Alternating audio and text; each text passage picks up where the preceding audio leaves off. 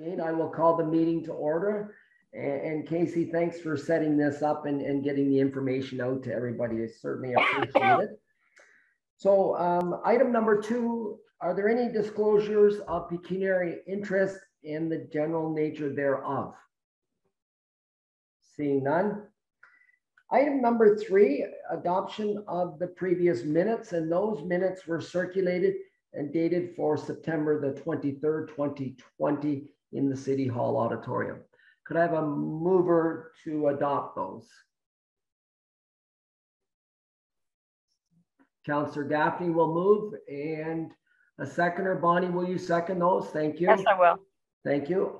Any opposition to those being passed? So those are passed. Thank you very much. Now, my thoughts were, before we move to item number 4, I was wondering, Annika, I tried to call you earlier today, but obviously, well, not obviously, maybe you are in the building. Oh, there you are. Annika, I'm wondering if you could just give us an overview of what the start of this school year looks like. Can you do that for us? Unmute yourself. I am going to do that. I'm just going to give 1 minute here. Everything's blown up at my house, and I don't think everyone knows I'm on a meeting. So I'm just going to go shush my family. I'll be back in 30 seconds. All right. And then I'll give you a much deserved update. I'll be right back. Happy shushing. Well, they can't be very noisy. I didn't hear anything. I didn't either. I told Catherine, my wife always tells me to shush. I said, if she dies before me, on the bottom of her stone, it's going to say shush no more. That's it. She's always telling me to shush. Boy, stop the shushing. So I can feel what those kids are getting, the wrath of the shush. Okay, shushing completed. Okay. Well, we're just it was actually more my husband. He's getting my daughter ready for the hockey season. So he's got the hair dryer and the skates. We didn't hear any background noise, so it must have just been on your end. Oh, good. Okay, great. Okay. And welcome back, Annika. Thank you. Great to have you back. It's so good to be back. Thank you so much. Good. Much deserved update for the fall term. So we are bringing back 30% of our student population for the fall term. And what 30% of the student population looks like is for every single global business and digital arts class that we have one section happening in person at 50% capacity of the class, and other sections are going to be completed online. So that means that we can maintain consistency with all provincial COVID restrictions and maintain building capacity as well. So every single global business and digital arts class will have one class in person for the fall term, which is great. We feel like we're making progress on going back to quote unquote normal. So that's the undergraduate program update. For the master's program is moving forward. MDI is moving forward online permanently. And so what that has done is the master's program has attracted many students internationally, and also a lot of professionals from the Toronto-Waterloo corridor who part-time programming just wasn't working for. Because they couldn't make the commute back and forth. So an online professional program certainly lends itself far and wide and sort of improves the reputation of Stratford and the Stratford School. We have a higher number of enrollment, the highest number of enrollment in MDI that we've ever had. We're at 50 MDI students, and we are planning on increasing that by at least 15 to 20 each year moving forward. So we're expected to hit 70 students by next year. So even though the MDI program has gone, I'm saying 100% online, there are 2 in-person intensives that will happen on a 2-week basis at the beginning of the fall term and also at the beginning of the winter term. So we will basically be inviting, I guess, tourists, as you could look at it, during those times at the beginning of the fall term and beginning of the winter term. This is also giving us the opportunity to move towards a research-based master's program and a research-based PhD program, which will be in person and will be in-house. So we're just going through the motions of having that programming approved and hopefully having that up and running within the next couple of years. Okay. Yeah. Questions from the group?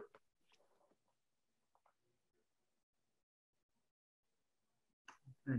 So, okay, I do have a question though. So certainly you are meeting the COVID-19 standards with the 30% of the population, and that's great. Well done. So to that end, and this question is leading to another question.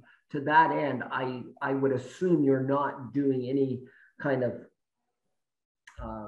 social functions or activities on campus. That's a great question. So at this time, we are trying to conduct as many online opportunities for students as possible, simply because we want to be extra cautious, and we also want to make things equitable for our students who can't make it. Our thought process and direction from the university is to see how things go, see where guidelines go. And if things begin opening up a little bit more, then yes, in late fall, we plan on moving toward more in-person extracurricular activity. But at this time, to stay within provincial guidelines, as well as guidelines within the University of Waterloo, we'll be trying to conduct as many extracurricular events as possible online. Okay. And so that takes me to my next question. You know, certainly with the, being respectful of provincial guidelines and university, restrictions or guidelines. Guidelines is a better way of saying it, I guess. Can you see us as a town and gown offering something to the students with, personally, I don't see us offering anything. And I ask this as we move forward later on in number 5, about budget. I personally can't see us offering anything to the students, just with regards to the COVID restrictions at this time. I'm thinking about our overall city budget. It doesn't make up a big part of it, but it's certainly every piece is important. But with regards to us offering activities, what are your thoughts?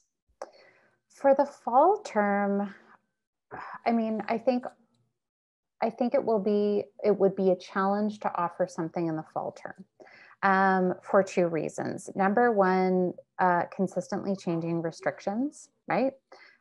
We could either be looking down the barrel of things opening up or looking down the barrel of things going into further lockdown. The second reason is I think we can all sort of share and echo this sentiment about return to work, return to more in-person activity, that there is a lot of anxiety that's being experienced with our students right now. They haven't been in a classroom in 18 months. They are less experienced adults in the world than we are. And their focus right now is really on trying to wrap their heads around simply getting into the classroom and where they're going to live and how they're going to carpool, and are we going back into lockdown, and am I safe on campus? And some of their classes will still, some students were able to get into 1 or 2 in-person classes, and other students were, and the remainder of their classes are online. So they're still straddling this sort of hybrid reality. So I'm feeling as though that message may be lost in the mix of all this protocol that they're being bombarded with on a regular basis. We internally were planning more of an orientation type celebration in the winter term. So at this time, the university is planning on going back to 100% activity for the winter term. It's also the first time our first years are on campus. And so we were hoping to make that sort of a more celebratory moment in which the town and gown might be more visible and have more impact at that time. What are everyone else's thoughts on that? Anybody have any thoughts on that? I was just wondering, even if things are still sort of online and that, should we send some kind of message to the students that if they have any issues, or, I mean, I guess they really won't when they're online, but is there any kind of message we should send out so that they know we're here, because there's going to be a lot of new students, right? I think it would be great to have visibility in terms of, I was looking at the communication plan that was sent out prior to this meeting. And so maybe doing maybe a feature, we have a weekly and bi-weekly newsletter that gets sent out to the students. So maybe sort of a bit of a town and gown feature, get to know us, you know, what is our purpose type thing. Looking forward to seeing more of you in winter term would be sort of appropriate and welcomed right now. In that vein, in terms of what is our purpose as the Town and Gown Committee, what can students look forward to when they consider living in Stratford in the winter term as well? So having, and thank you for that question, Bonnie, having asked that question and getting the response there, Annika, I'm wondering whether it would be wise to then move into item 4.0, which is business arising, and perhaps with item A there, town and gown communication plan and action items, perhaps as a group,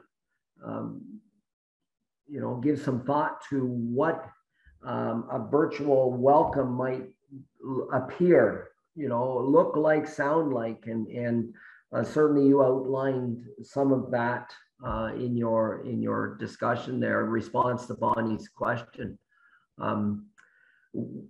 Would it be wise for us, like if you were doing a virtual, meet and greet with your students, would it be wise for us to come in, earlier on and just so, and introduce ourselves and have a brief dialogue, or, an opportunity to share why we exist? And, would that fit? Bonnie, is that what you're kind of thinking of there as well? And Annika, or anybody? Yeah, just a little message, because I mean, it has been, well, what, 18 months since we've sent anything out or, made ourselves aware. And if there's some students coming back but even the ones online, I can't imagine they'd need us, but you never know, like, or maybe they, I'm assuming with all your notices you send out for anybody that's coming in to the university and going to be here, that they know about, things like where the police are and the downtown and stuff like that. But I mean, I know we really can't do tours or meet right now, but yeah, I think it's just important that they know about us and that, we're here. Your thoughts, Annika? Yeah, so I think, I mean, again, looking at the communication and referencing back to the strategic plan, what we really want to do with the students with respect to town and gown is emphasize Stratford being a student-friendly city, communicate the opportunity to welcome students and encourage them to live in Stratford during their studies, sort of sharing potential that's happening in the community. And so one of the ways that we find that we get the most sort of uptake on communication with students is our weekly and bi-weekly newsletter. So again, some sort of a feature in there. So that could be even a video, and we can put this together at Stratford. But even, I'm just pulling ideas out of the top of my head, but even, recording us on Zoom saying, welcome to Stratford, and doing a quick here's who I am, Martin, here's who I am, Bonnie, et cetera, et cetera. 15-second videos work really well. And the viewership is great on that. And again, doing a blurb on what the purpose of the town and gown video or town and gown is, and moving forward from there. Another direct line of significant engagement for our students is social media. And so they love seeing new content and generate and things being generated on social media, particularly Instagram. So one of the things that I'm thinking off the top of my head, it might be interesting to do an Instagram takeover on behalf of the Stratford Town and Gown Committee for all students to see as well. And so that could be things like a quick fun tour of the town. Again, maybe it's one specific person on the Town and Gown Committee, and maybe it's just on behalf of, you know, options of places to stay, options of places to eat, volunteer opportunities, how to become a part of the community. I think one of the things that we really sort of narrowed down at least a year and a half ago when I was on the committee is there's a difference between welcoming students and students feeling welcomed. And I think if we're meeting them where they are at on communication channels and doing things like takeover or quick video blurbs on newsletters that they're looking at anyway, I think that would go really far, particularly in terms of setting up a stronger relationship with them when they're here in person in January. Any other comments with regards to the group, with regards to that communication piece? So my question then, certainly we would lean on your tech savvy. Annika, would you devise something that you believe we could do and then put it out to the group? Mm-hmm, absolutely. And so what I will do is I will ask our social media and communication team to say just that. So, hey, the Town and Gown Committee wants to introduce themselves. Here are the goals of the committee. How would you best recommend we do that? They can throw out instructions and suggestions and sort of produce it and put it in those student communications. Okay, thank you. Any other questions around that piece? I think that's a safe way to go about it because, you know, your piece around the anxiety is so true. Mm-hmm. You know, when you, a number of our students, whether it's high school or elementary or university, college, they haven't been in a in-person setting. And so the anxiety piece, and we certainly don't want to add to the anxiety by saying, hey, we're going to meet with you, you know, on October the 1st, come on out, you know, it just, no. So that virtual piece would certainly identify, here we are, what we're about. And, you know, I like your statement about difference between welcoming them and feeling welcome. Certainly there's a significant difference. Okay. Then the other piece beyond that, if I looked at, then looking forward, and this will hinge on to what we're going to do or what, you know, we may do with the budget request. Do you believe that there'll be an opportunity for action items that will require budget? And I put that out to you, Annika, and to the group. Are there other action items that we believe we should keep in mind for, you know, the winter semester, spring semester, that might require us to think about with regards to budget requests? And I put that out to the entire committee.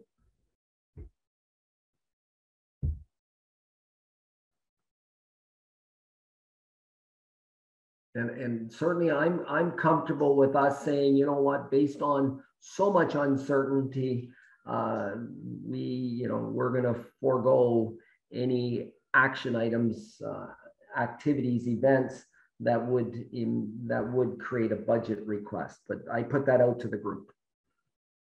Councillor Gaffney, I'm sorry.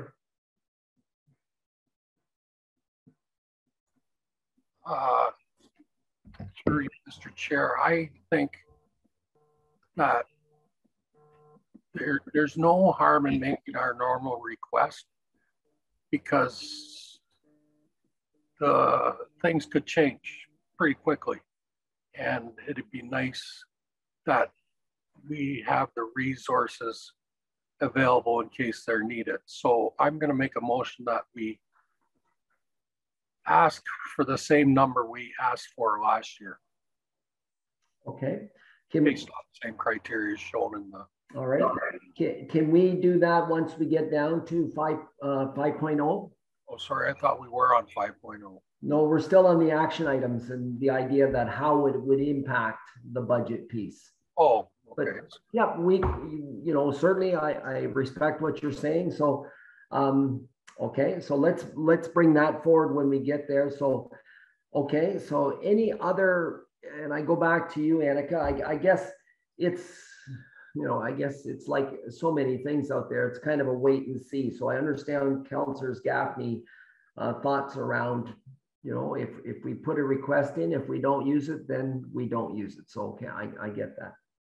Okay, so I'm going to leave that piece, if I may, and move to 4.0, item B, Conestoga College Committee Representative. And Casey, can you speak to that? So originally when Town and Gown was set up, Conestoga, I believe, was invited. However, they declined and said they would just like to participate as a resource and not be a permanent voting position. But it has just come up. We've added the Stratford Chef School. And so it's probably been 2 or 3 years now discussed about possibly revisiting if Conestoga would like to participate as a member. And I believe there's someone new there, new the last couple of years. I think her name's Lazuka. Lazar or Razuka. Anyways, but so she's on my mailing list of just for just like the fire department, everybody else, the non-voting members. Yeah, so up to you if you would like to revisit about possibly having them be a member. I would support that. I'm wondering if you could send an email to Conestoga College and indicate that if they are interested in becoming a representative on the Town and Gown Committee, that to let us know. Sure, I think that sounds good. Yeah. Yeah, because I know we've reached out before. I thought at one stage somebody was, but perhaps not. Maybe it was just a visiting member. Okay. Is that okay with the rest of the group? I don't think we need a motion for that. If they come back and say, yes, we are, then we can certainly go take it from there. Okay. Yeah, like maybe they'd like to just come to a couple meetings and see what we're doing, and then and then make a decision. Sure. Yeah, I'll maybe offer that when I email her. Thank you, Casey, and thank you, Bonnie. Okay, then we're going to move down to new business 5.0, and I'll go back to Councillor Gaffney. I will reiterate my motion to ask for the same amount we got last year. Okay, and last year the amount that I see here was that was requested was $3,870. Is there a seconder for that motion? Bonnie, you'll second that? Are you unmuted, Bonnie? There you go. Joanne had her hand up. Oh, I'm sorry, I didn't. You can share the motions. Who's out there that had the hand up? I'm sorry. I was just offering to second that. Okay, perfect. Thank you. Okay, and then my question then would be, well, we can discuss that afterwards, but we, I guess we could use the same basic the budget items. We could use the same budget line, I guess we could do that as well. Yeah, and actually, when we submitted our budget, we had split the symposium costs were $1,270 and yearly student events was $2,000. But finance actually lumped it together as under special projects for $3,270. Okay. So I think those funds could be used for either by the looks of it in the end. So. Thank you. Okay, if there's no further discussion on that motion, all in favor? And that's carried. Thank you very much. And then Casey, you and I can talk about what that looks like moving forward then. Yeah, for sure. Okay, thank you. And then item 5B, member terms ending November the 30th, 2021. Yes, and I'm not sure, maybe you can speak to that, and then Annika, maybe you could speak to, Casey, you can speak to the individuals there, and then Anna can speak to the student piece. Yeah, Joanne, if you choose to reapply, it's on our website. It's an electronic one. They will advertise for it and probably put a mid to late October deadline, but you can go ahead and do it anytime if you choose to do that. Yeah, and then I'll let Randy know as well. So. Okay. Anything else on that?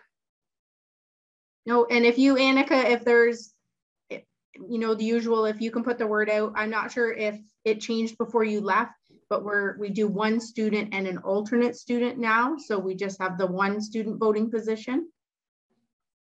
So if we're currently vacant on both of them. So. Okay, that's great. Thank you, Casey. Any questions on those before I move on? So my thoughts with regards to 6.0, that perhaps when we get some communication back from your social media and communication group, then we can discuss electronically how we would bring that together. Does that make sense? Mm-hmm. Like as a group? Yeah. And once we have, you know, some ideas as to kind of what we're going to present and when, then perhaps we'll get Casey to send out another email saying, okay, this is when we're going to meet next. Is that fair enough to everybody? Okay. Any other new business or other items that we need to chat about from any of the members? Casey, anything else you need? Nope, no? That's good. Okay, and then we can talk about the budget piece at some stage as well. So yeah, for sure. Having seen no further items, I will entertain a motion to adjourn. Councillor Gaffney and Councillor Henderson. All in favor? And we're adjourned.